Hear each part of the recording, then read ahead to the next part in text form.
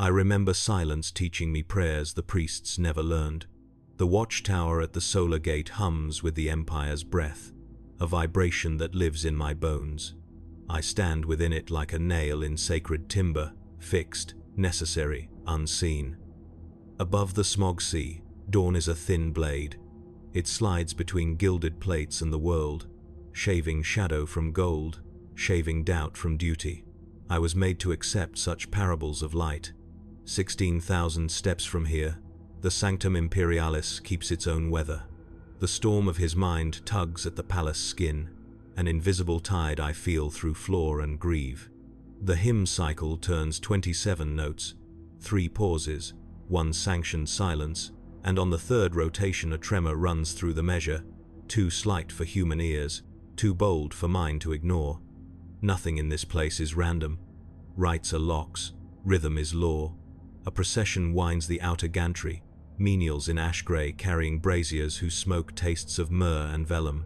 Their reliquary is a modest box of adamant leaves.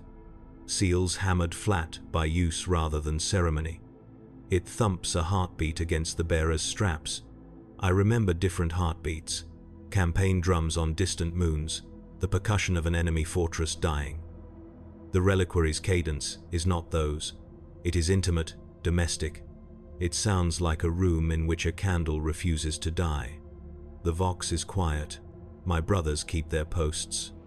Below, the ferro bridges glitter, a net of light strung for a species that cannot afford to fall. I was made to count the failures before they happen. I measure distances, timings, angles of incidents. I let the numbers become a calm that fills the plates at my ribs. The tremor in the hymn returns, soft as a breath against a helm. My every sense attends, my every memory leans forward. On the eastern parapet, a sister of silence moves like a line drawn by absence. Where she stands, the world's noise buckles. She turns her face toward my watch and makes the smallest sign too. Fingers, a downward arc, the mark for liturgical interference. I return acknowledgement, fist to chest, gold against gold. Our conversations are brief. The procession reaches the gate niche. Incense keepers bow. A clerk recites a tally that wishes to be prayer and narrowly fails. The reliquary rests upon the plinth. Seals bright as fresh blood. The tremor in the hymn cycle deepens, not volume but intent, a meaning slid under the note like a blade under paper. I remember the long halls where I learned to hear things others could not, machine spirits unamused by neglect, servitors weeping through broken code, the caution in a magos breath. A mote drifts from the reliquary seam. Geometric, it turns like a thought reconsidered and comes apart into nothing. No alarm shrieks. No heresy shows its teeth. Only that quiver in the sanctioned silence, persistent, patient, teaching again. I was made to stand. Standing is a kind of reading. The tower hum, the hymn cycle, the reliquaries, pulse, they annotate my mind. The prayer I do not know takes form where words are forbidden. I lower my spear point until it kisses the stone and let stillness answer in kind. The stillness answers. It says, attend. It says, remember. It says, begin now, sentinel. The reliquary's keepers file out under the tower's shadow, their ash-grey hems nicking ember lines across the stone. I track them until they vanish into the procession duct and let the hum reclaim the gap. I remember a drill master pressing 2 fingers to my temple and naming the space behind bone, the antechamber. That is where vigilance lives when it is not on parade. I open that door. The sanctioned silence steps through like an old instructor and places its hand on my shoulder. I was made to read objects by the weight they inflict on air. The reliquary presses wrong, the way a soft note becomes iron. Its pulse aligns not with the palace's prayer clock, but a fraction late 3 heartbeats behind the third. Pause. A trinity mislaid by precisely 3. Such errors do not occur by accident inside these walls. Accidents were exiled 10,000 years ago. I let the numbers find one another until they stack like tessellated shields. The pattern says influence, not incursion. It says a hand inside a glove. The sister crosses to the niche. We share a glance, which with her is nothing, a corridor where sound is forbidden. She places her palm upon the seals. Incense crawls inward, unafraid of voids. The wax depresses, refuses to crack. She draws back. On the bronze lip of the plinth, a faint stippling like feather tracks in frost. No feathers, merely the memory of a geometry that once wore them. I do not assert such things. I do not name what rumor has named. I mark, I store, I submit. Below, the solar gate's outer gantries thrum as macro couplings change load. The palace shifts its posture toward noon. Shadows draw tight. The hymn cycle turns again. Where there should be a polished absence, a barely audible filament of tone persists, a thread left uncut. I remember the first time I heard a thread like that, during a compliance on the rim, when a false saint hid signal inside liturgy, and a planet answered with knives. We burned the knives and spared the choir. Cost was counted in ash. I have kept the accounting. A menial courier arrives at the niche with the walk of someone who has learned to be harmless. Skin like old paper, eyes down. He kneels to etch a notation in the plinth's register slab. The stylus skates, stutters, resumes. I step forward, and the world steps out of my way. Designation, says the vox at my collar, my own voice filtered into doctrine for the sake of process. The courier recites numbers shaped as obedience. I was made to hear what the numbers are trying not to say. Under the cadence, a tremor of relief too early. The exhale of a task finished a span before protocols permit it to be finished. I incline my helm toward the sister. Her gaze is a blade without edge. She lifts the register slab and passes it through her null, cleansing even the idea of ink. Clean, it says. Of course it does. Clean is what remains when nothing else can survive. I lay my hand upon the reliquary. Oromite meets adamant. The pulse inside resolves into triplets, then doubles, then returns to the late Trinity as if ashamed of its improvisation. Shame is a human thing. I do not attribute it to boxes. I remember the first oath because it never ended. It only acquired better armor. I request clearance to relocate the reliquary to a side crypt for observation. Clearance returns as silence, which here is assent. The sister gestures, proceed. Menials scatter like leaves before a weather that is not a wind. I lift the box. It is humble in the way a mountain is humble from orbit. I was made to carry burdens to places where names stop. I turn toward the inner stair, and the hymn at last emits its sanctioned silence altogether, as if the space reserved for God has been spoken through by something that prefers to whisper. The stair coils inward. Stone wearing the patience of 10 millennia. The sister descends beside me, her presence subtracting the tower's hum until only footfalls remain. I remember the first time I walked beneath the palace skin. The weight of it arranged my thoughts into ranks and made even memory stand at attention. I was made to be conducted by corridors the way sound is carried by a bell. At the mid-landing, a memorial niche opens to the smog light, a wall of oath seals hammered flat by hands that will never lift anything again. The reliquary pulses against my palms, and the tremor in the hymn refuses to die, like a note caught in the throat of a choir too afraid to cough. The sister pauses, eyes on a lantern whose flame gutters toward obedience, then steadies without fuel. Her null has that effect. I incline my helm. She does not answer. Her language is the grammar of absence. We enter the side crypt by a door that prefers not to be remembered. Inside, the air smells of preservative oils and stone that has learned to pray. The plinths carry bundles of the Empire's small necessities, tally rods, worn missals, the bones of saints, whose names are arithmetic now. I clear a space with a sweep of my gauntlet and set the reliquary down. Its pulse settles into a slow cadence that would be comforting if comfort had not been exiled with accident.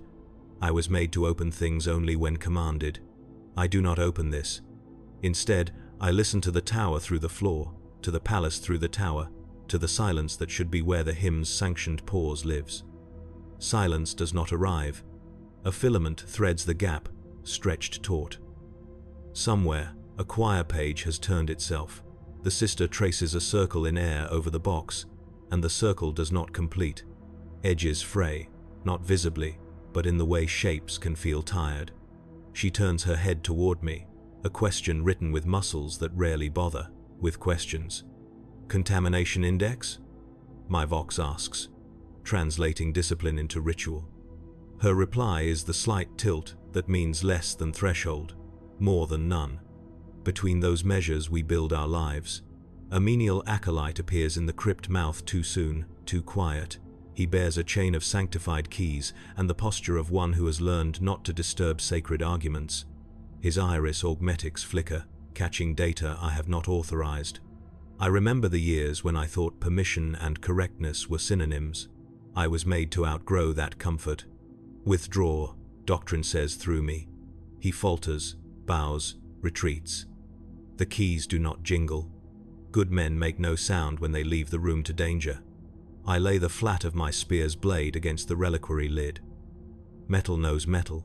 Machine spirits recognize cousins. The tremor in the hymn becomes a pressure you do not hear so much as where. A single mote lifts from the seam, as before, geometric, turning like an answer, rehearsed. It does not drift this time. It descends until it touches the blade. For an instant, a taste like old vellum and lightning lives at the back of my tongue. Then the mote resolves into nothing, and the pressure eases, not as surrender but as patience. I remember silence teaching me prayers the priests never learned. It taught me to wait until the question finishes asking itself. I withdraw my hand. I sign the sister to hold the crypt and ascend for audit hymn cycles, lumen time, incense feeds, all the small commandments that keep a world from wobbling. She nods once, the void agreeing with the tower.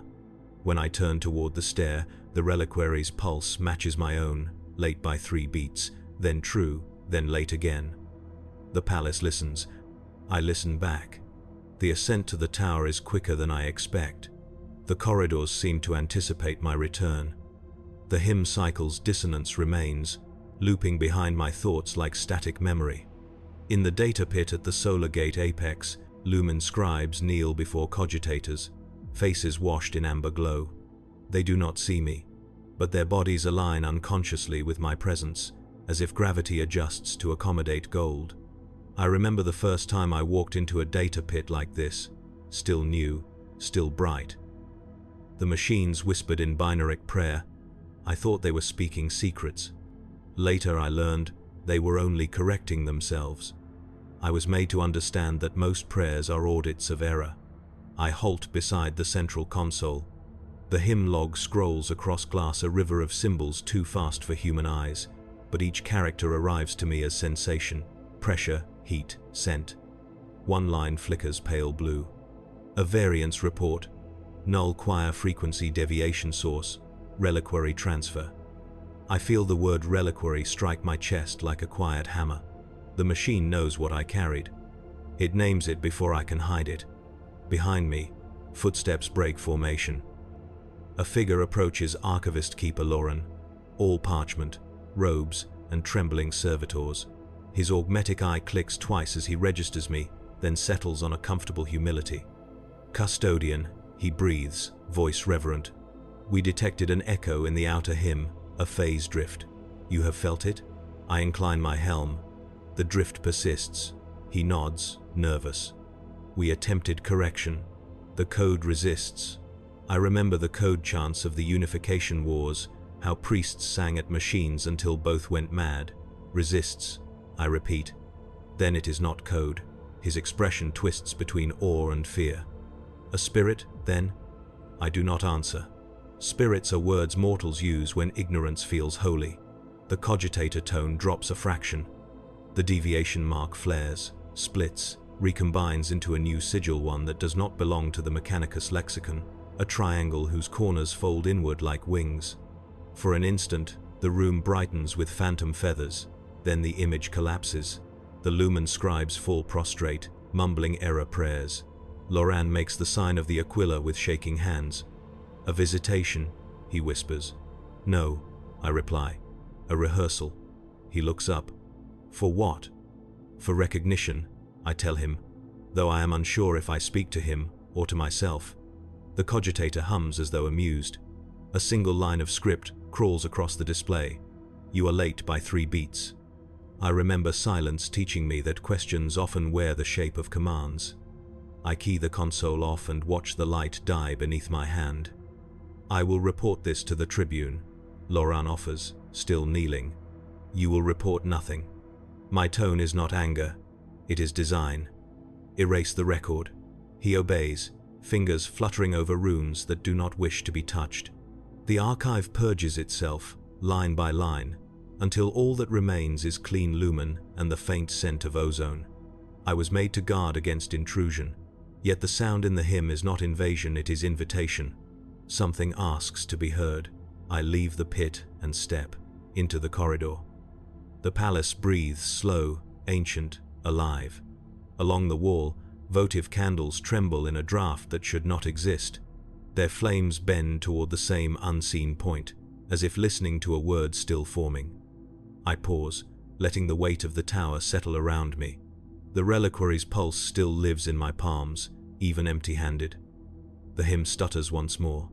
A heartbeat late, a trinity misplaced. I remember the shape of waiting. I understand it anew. The corridor leads deeper into the palace's interior arteries. Choir systems thrum overhead, drawing in filtered air and breathing out sanctified ozone.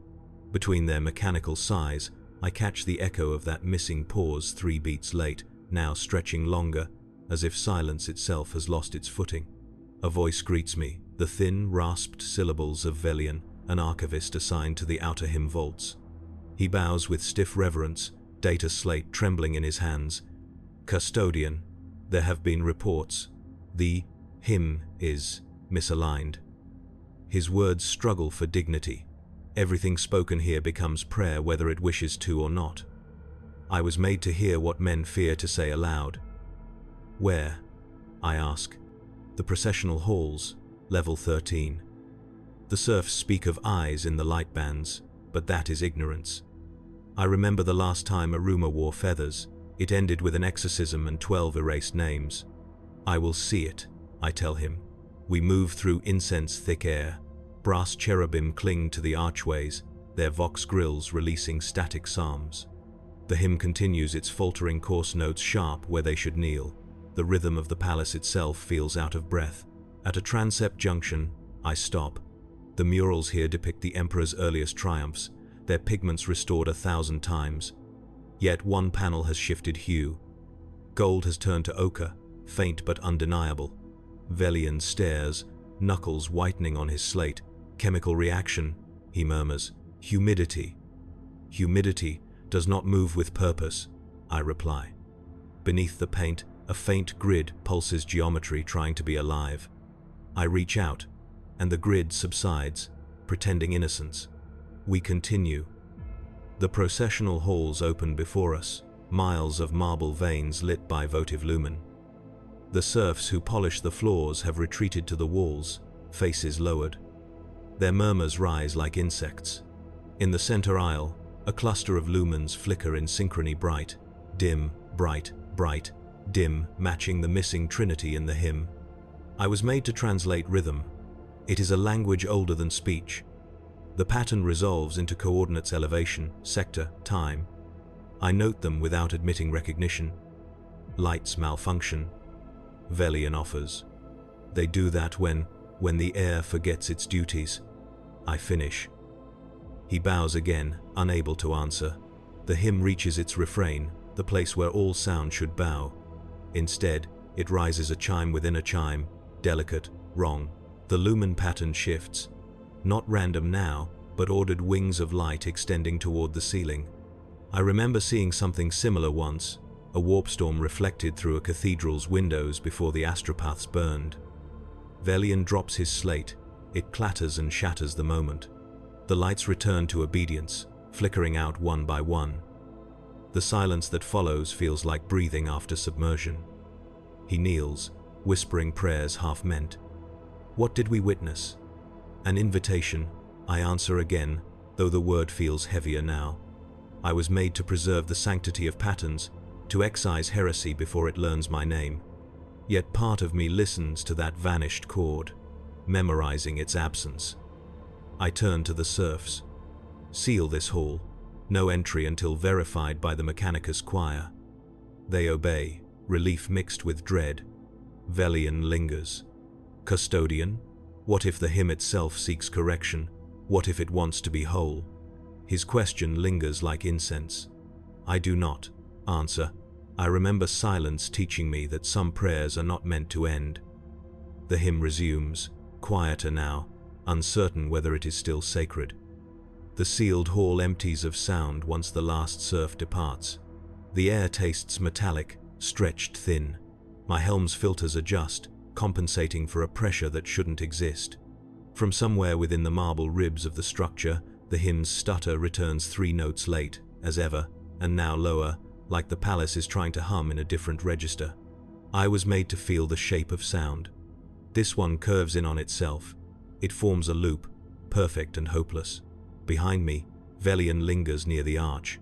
He has not dared to look at me since the lights folded. "Should we report to the choir magos?" he asks, voice barely more than breath. "You will return to your records," I answer. "Tell them the malfunction has ceased." But it hasn't. His hands tremble, data slate fragments glittering at his feet. "It will," I say, "for them."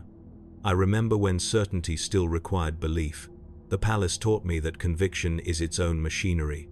If you speak it often enough, the world aligns. As he withdraws, I notice a thin residue along the wall ash, too fine to come from incense.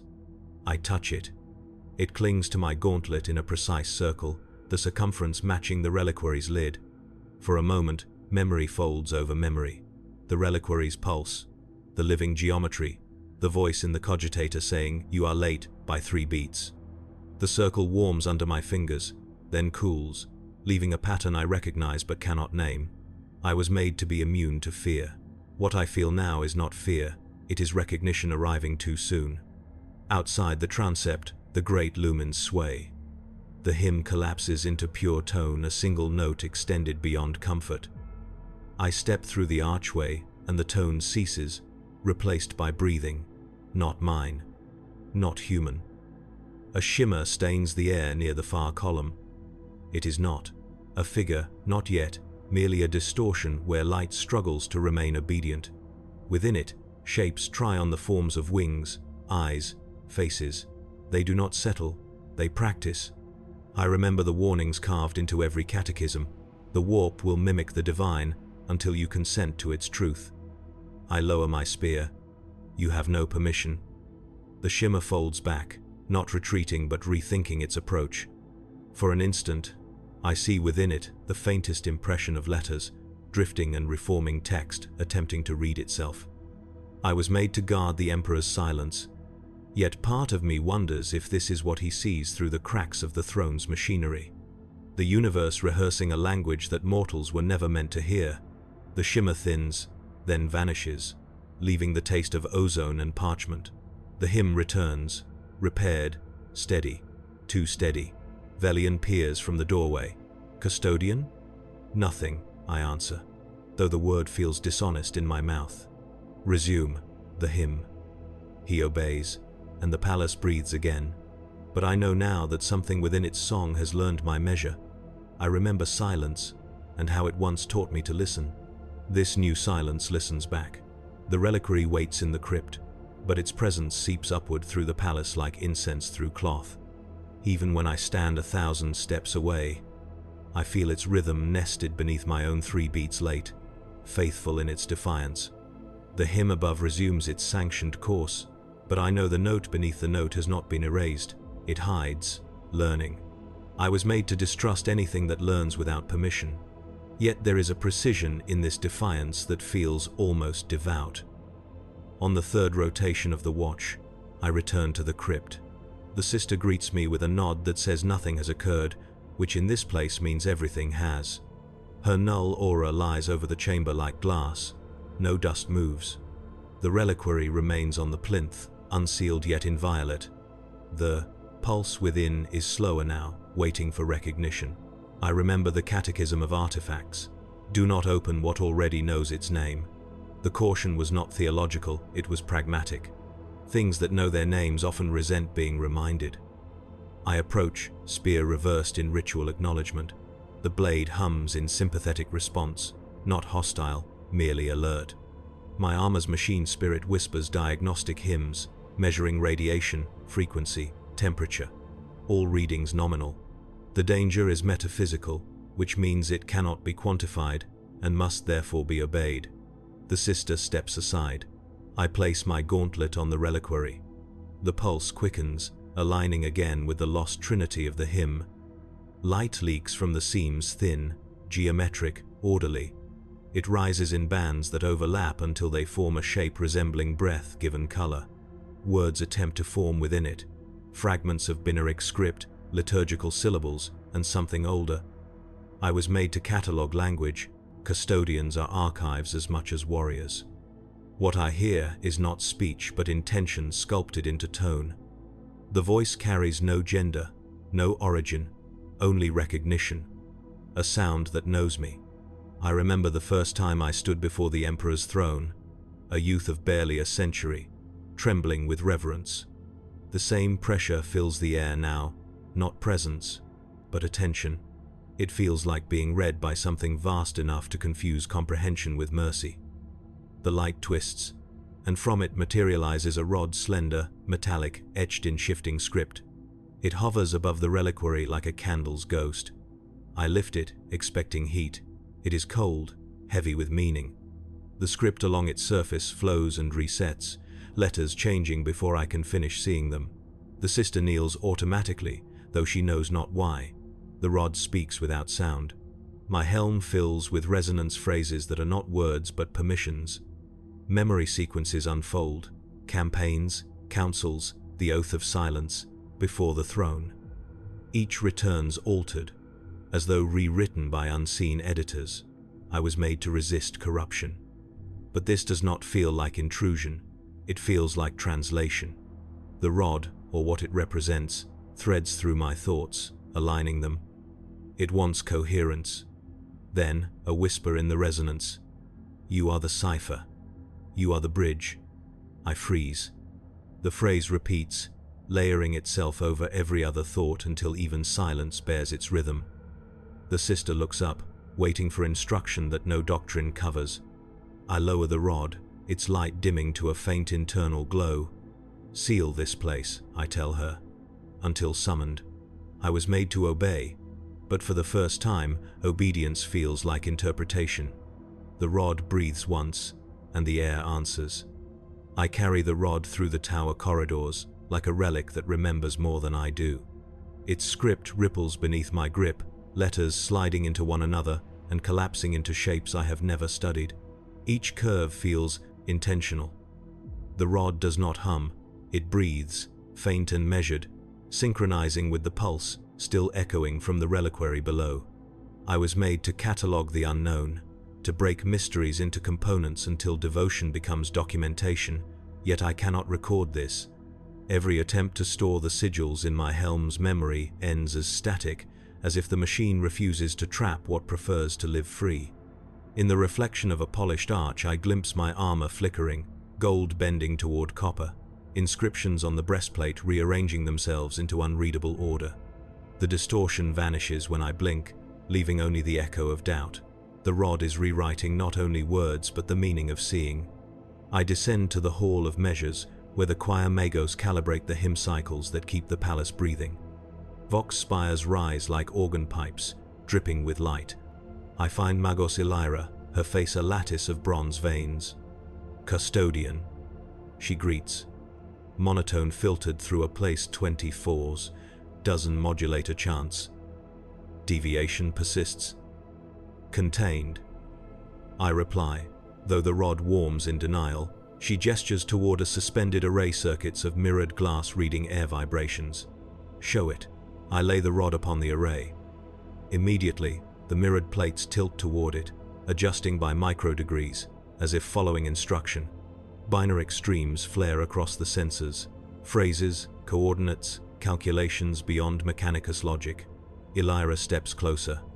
It compiles its own code. Autonomous cognition. Impossible, murmurs a junior adept. Everything forbidden was once impossible. I remind him. The hall darkens. Holosigils bloom around the rod, thousands of eyes opening in rhythmic sequence. Their irises are glyphs of data. feathers made of light.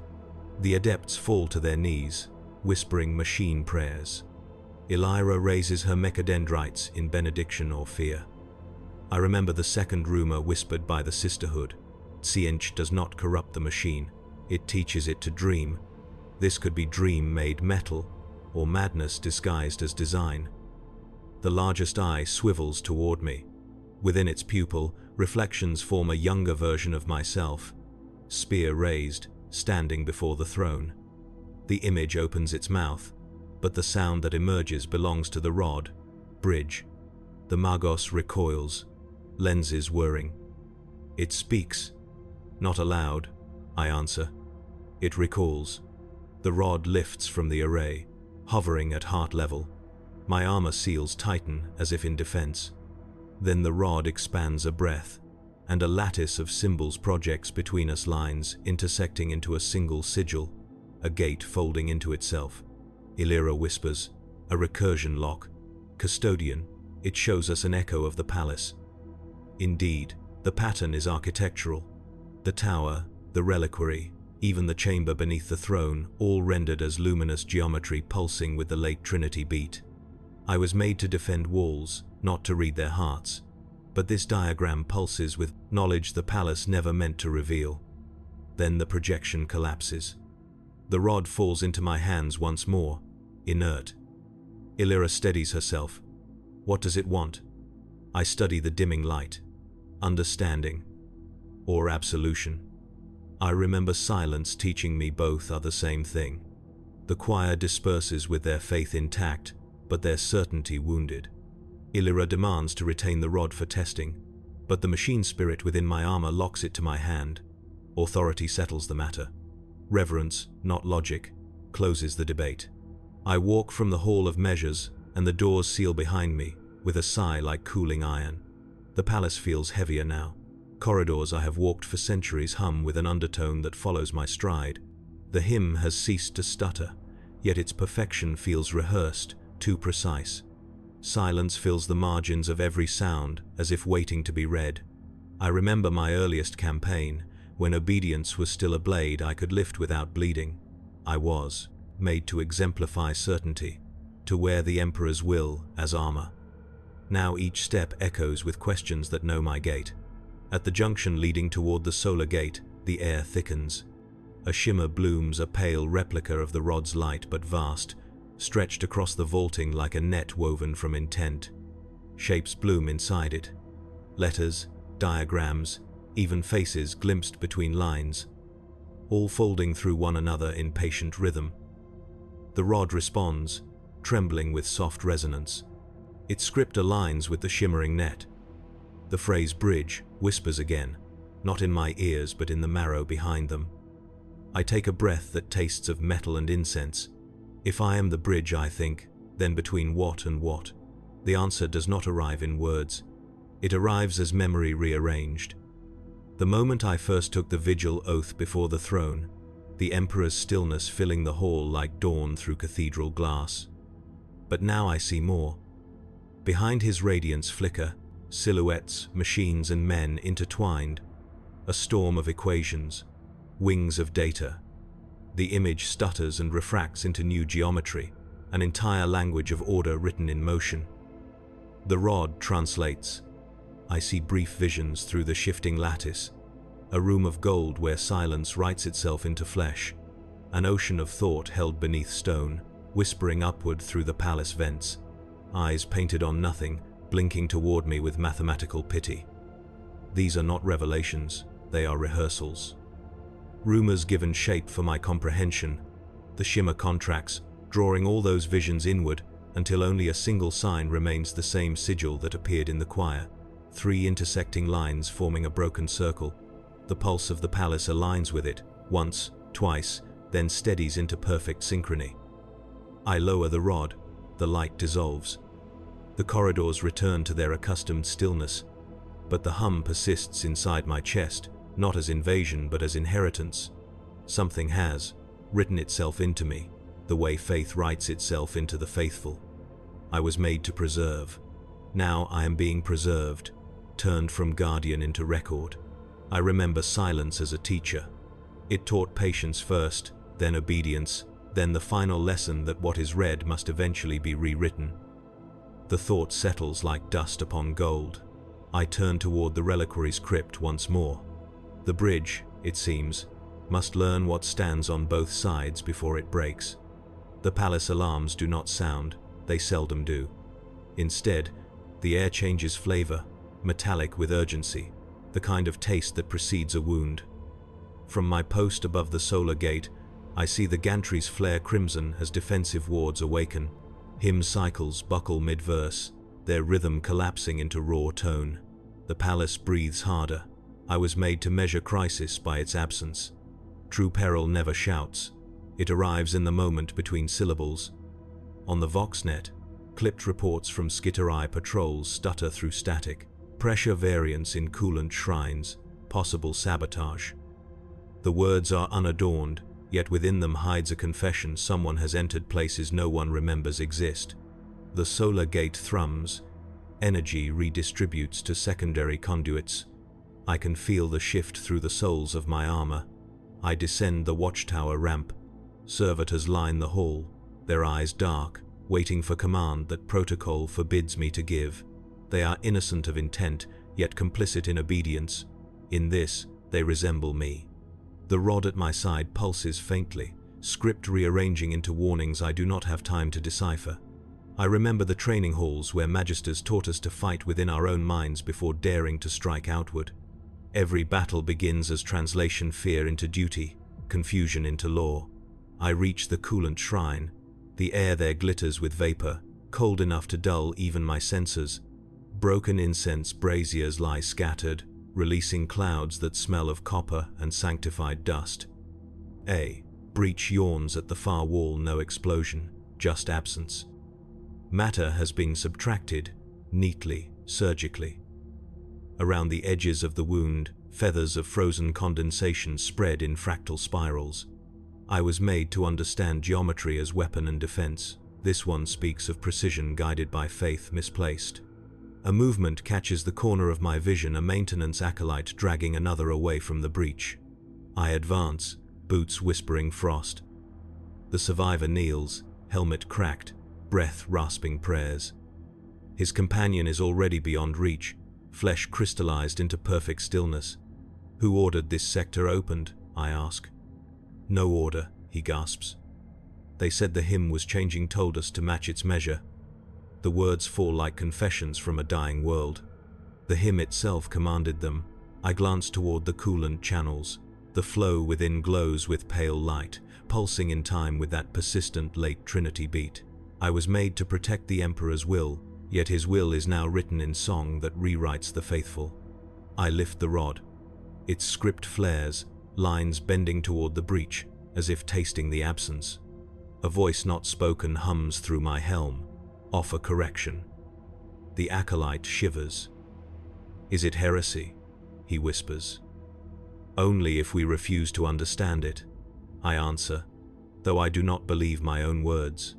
I step closer to the breach. The cold deepens, the rod's glow intensifies, the geometry shifts, closing like an eye. For a heartbeat, I sense a presence behind the absence, patient, curious, waiting to see if I will blink first. I was made to never look away. The geometry collapses when I step forward, shrinking inward until it becomes a seam in the wall, barely visible. The vapor thins, the shrine exhales relief that does not belong to it. I seal the coolant valves manually, every motion a prayer disguised as function. The acolyte kneels beside his frozen companion, voice hoarse.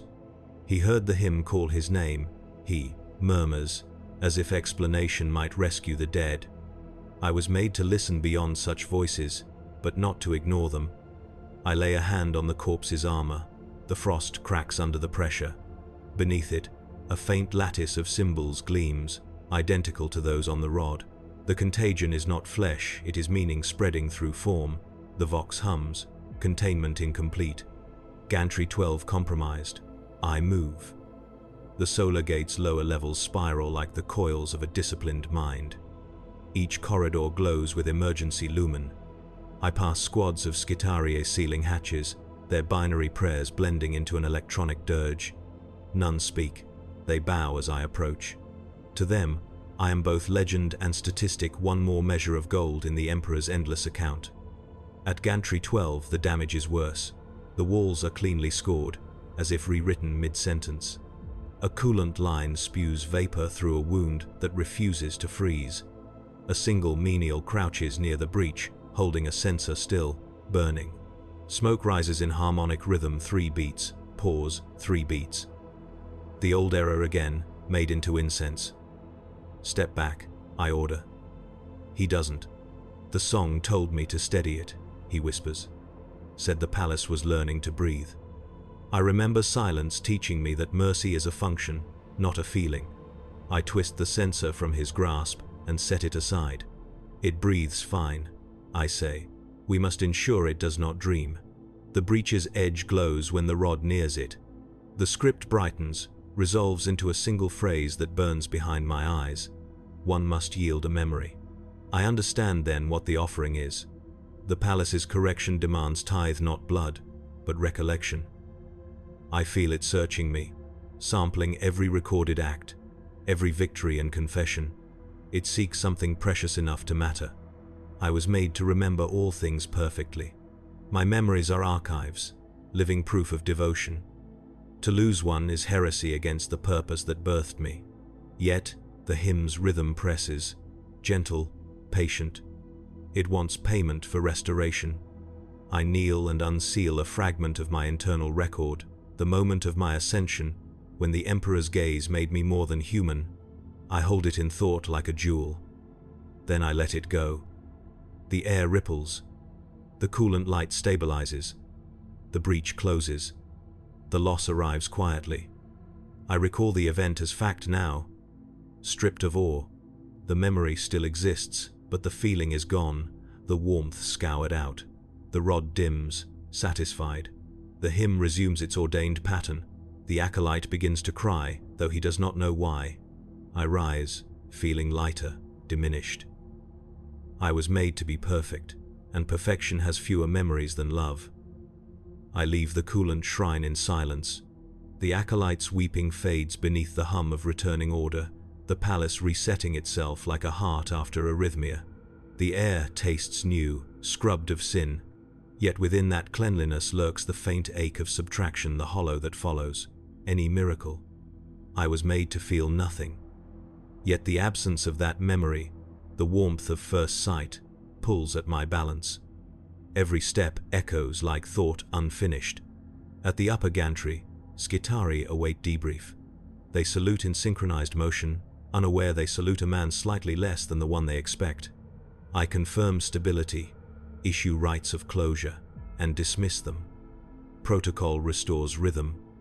Rhythm becomes denial. As I ascend toward the tower, the rod flares again, unbidden.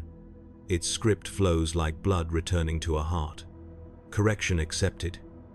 It breathes into my mind, followed by another phrase. The bridge confirms understanding. Understanding. The word strikes harder than any blade. I realize the offering was not to end the anomaly, but to complete its message. The palace, its machine spirit, its ancient code, perhaps something deeper, has learned that I will comply. Consent has been demonstrated, communion achieved. I remember the sister's motionless vigilance in the crypt. I must see her. I must know whether the reliquary remains dormant or if it too has joined this dialogue of obedience. The stairs spiral like a drill boring toward meaning. My armor's servos whisper prayers of endurance. Below, the reliquary's chamber opens like a wound carefully kept clean. The sister stands as before, her silence drawn taut as thread. The reliquary rests where I left it, sealed and dark. She glances toward the rod, and though her tongue is forbidden, her eyes ask. I answer with the gesture for controlled success, though the word controlled feels dishonest. I approach the plinth. The box hums faintly when the rod nears. Its seams glow, pulse aligning perfectly now with the palace hymn no longer late. Harmony restored, yet harmony born from omission. I wonder how many memories must vanish before perfection is satisfied. The sister steps back as the reliquary opens of its own accord. Inside lies not relic or scripture but a mirrored surface, liquid and Still, it reflects not faces but thoughts. My reflection flickers between who I was and who the palace has written me to be. The two images fail to agree which is real. From the mirror rises a whisper that feels like breath on my helm. You see now. I remember when understanding was triumph. Now it is confession. What am I to do? I ask the air. The reflection answers by imitating my mouth. Continue. The mirror closes. The reliquary seals itself, content. The sister bows her head. She senses change, even without words. I turn toward the stair once more, rod heavy with lessons I did not seek. The palace resumes its hymn, flawless now, yet within that perfection beats the rhythm of loss, 3 quiet absences where awe once lived. I was made to never forget. Now I begin to understand the mercy of forgetting. The tower's upper levels whisper with recovered calm. The alarms have ceased. Incense burns steady, the air returning to its familiar weight. The palace sings again, every note, obedient, every silence timed. The hymn's correction feels final, but finality here is another word for pause. I ascend toward the inner antechambers, where the breath of the golden throne moves through walls like slow thunder. I was made to serve without question, yet now I carry a question that hums louder than any engine. What does service mean when the order itself begins to think? The corridors narrow, lined with bronze panels engraved in binary scripture. Light travels through their grooves, chasing itself in endless recursion. The pattern mirrors the sigil shown by the rod, as if the palace's architecture has learned a new language overnight. Every step I take translates the floor beneath me. At the final threshold, 2 custodians stand sentinel, faces hidden behind mirrored visors. They do not move as I approach. Their stillness is absolute, the perfection I was made to emulate. One gestures the old sign of clearance. Report, Shield Captain. The anomaly is resolved, I answer. The hymn restored. Their visors catch the lumen glow, reflecting my image 1,000-fold. And the cost? I pause. A minor record lost. They exchange no words, yet judgment lives between them. To forget is almost treason, but treason wears many uniforms. The left-hand custodian nods once, slow as a verdict. Then remember that loss as proof. I remember its absence, I say, and pass through. The antechamber beyond is vast, a cathedral turned inward. Columns of gold rise like halted sunrise. In the distance, through veils of energy, the base of the throne glows with the light of unending labor. The Emperor's presence seeps outward, both storm and lullaby. I kneel without thinking. The act is reflex, not decision. The rod hums, warm against my gauntlet. The script upon it shifts into stillness, settling at last on a single phrase. Bridge fulfilled. I remember the lessons of obedience, how they taught us that the Emperor's will requires no confirmation. Yet here is an artifact that dares to affirm its completion, as though his vast design can be marked done. The throne murmurs a vibration deeper than sound. The floor quakes gently. Light thickens, reaching outward until it touches the rod. Sparks crawl up the metal, slow and reverent. Then, a voice, not words, but pure comprehension presses into my skull. It does not ask, it knows. Through the contact, memories I thought immutable begin to shimmer. Campaigns blur, centuries bend. I feel the absent memory of my ascension tug at me from somewhere beneath thought. The palace hum synchronizes with my pulse. For a moment, I cannot tell which one is alive. I was made to stand forever. Yet now I kneel in the very machinery of eternity. The rod grows lighter, dissolving into the golden light until only warmth remains in my palm. The phrase bridge fulfilled echoes once more, softer, as if spoken by something satisfied with its reflection. The air steadies, the throne quiets. The silence that follows has texture, it feels deliberate, sculpted, holy. Silence endures for minutes that might be years. The palace holds its breath, even the incense smoke seems unwilling to rise. Beneath that stillness, I hear the soft ticking of the throne's vast engines, each cycle a sermon about patience. The light around me pulses once, faint and slow, acknowledging what has been learned. I was made to record truth as it is given, not as it is understood. Yet now the truth itself shifts like sand in a sacred vessel. From somewhere deep within the chamber, a tremor spreads. Energy flows through conduits shaped like veins, streaking upward into the golden architecture. The illumination thickens until it resembles liquid sunlight. Inside that brilliance I glimpse motion figures half-formed, images of other custodians, perhaps reflections of what the throne remembers. They move as if bound to invisible hymns. The voice within the light returns, softer. Now, the bridge stands. I lower my head, every circuit in my armor vibrating with the phrase. My instincts reach for command protocols, but the voice is not a protocol, it is a recognition. I understand then that the rod was never an object. It was the question, and I was the answer shaped into motion. The realization is both gift and weight. My body feels distant, a vessel full of data too dense to bear. The hum of the throne deepens, touching the core of my being. Memories cascade in reverse order battles, devotions, oaths, each replaying as if inspected by unseen auditors. Some are returned unaltered, others are replaced by absence. I remember the first silence that greeted me when I knelt before the Emperor. It sounded like approval. Now I suspect it was merely the pause before further design. The energy dims. The figures within the light dissolve, leaving only faint outlines where their existence once brushed reality.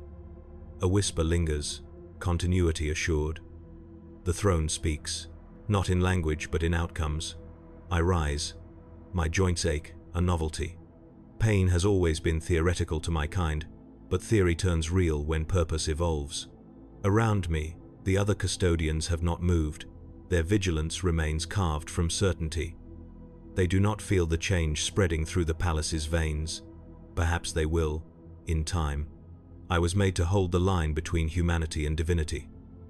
Today, I feel that line bend beneath my feet. The machine hum no longer sounds external. It threads through my own heartbeat. The Emperor's will has written something new into the world and into me.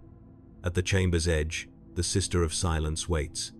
Her eyes, reflecting the throne's glow, question what cannot be voiced. I nod once, an acknowledgement without explanation. She does not need words. She senses the absence in me, the room my offering has left behind. We leave together, ascending through corridors that now throb with a gentler rhythm. The hymn that greets us is complete again, whole but unfamiliar, like a wound perfectly scarred. I was made to obey. Now I suspect obedience was always the language of creation. When we emerge from the throne's shadow, the palace feels changed. The very air hums with cadence newly learned, as though the stone remembers each word spoken beneath its vast heart. The Skitari resume their rounds, menials chant their work litanies, and the endless city outside the walls continues its supplication. Yet all of it sounds subtly tuned, harmonized to a pattern I cannot unhear. I was made to defend an empire of repetition. Today I walk through something reborn familiar, but now aware of itself. The sister remains beside me. We pass beneath stained panels where light pours like molten scripture. Her null aura tames the sound, but not entirely. Even silence bears rhythm now. I catch her reflection in a polished arch. Her eyes hold an understanding unspoken. She senses the change moving through the palace's bones, though she would never name it miracle or curse. At the stairs' summit, the solar gate lies open to dawn. The smog sea below burns with color rose and rust and pallid gold. Vox towers blink across the horizon like measured heartbeats. I pause at the parapet, gazing across the endless hive sprawl. Billions of prayers rise invisibly from that expanse, every one a demand for meaning. The sister halts behind me. Her silence carries the weight of farewell. I nod once, the gesture of comrades who have learned the same truth by different paths. She turns away, her footsteps swallowed by the palace hum. I remain alone beneath the widening light. The rod is gone, but its warmth lingers, threaded through my armor's circuits. The machine spirit within me hums in a new voice, softer, curious. I realize the palace and I are no longer separate systems, we share a language now. Every breath, every pause, contributes to the same unending litany. I remember silence teaching me that faith is not belief, but endurance. I endured, and in endurance found understanding. Understanding, it seems, is the slowest form of worship. Below, the reliquary's hum joins the tower's hymn, indistinguishable now. I feel its rhythm in my chest. A measured, late trinity 3 beats behind the world, steady and patient. It no longer feels wrong, it feels human. For the first time in centuries, I remove my helm. The air tastes of dust and sanctity. Wind brushes my face like a hesitant benediction. I close my eyes and listen not for command, but for confirmation. The palace answers with the hush of perfect machinery, a sound so complete it requires nothing further. In that stillness, I understand the truth I have guarded all my life, that the Emperor's silence is not absence, but invitation. I kneel once more, facing the city that will never sleep. My armor settles around me like closing scripture. The hum threads through my veins, gold against gold, until the distinction between body and him dissolves. I remember nothing now. That is how he remembers through me.